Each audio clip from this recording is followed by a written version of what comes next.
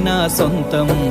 రాదురా ఏ విజయం నీ కోసం నా కోసం, ఎటుపోదురా నువ్వు చేసిన కష్టం ఎప్పటికైనా సొంతం. కాలంతో పయనించే వాడికి కానిది ఏముంది, సాధనతోనే సాధ్యమవ్వునని సదాశయంతో సాగర ముందుకు. రాదురా ఏ విజయం నీ కోసం నా కోసం, ఎటుపోదురా నువ్వు చేసిన కష్టం ఎప్పటికైనా సొంతం.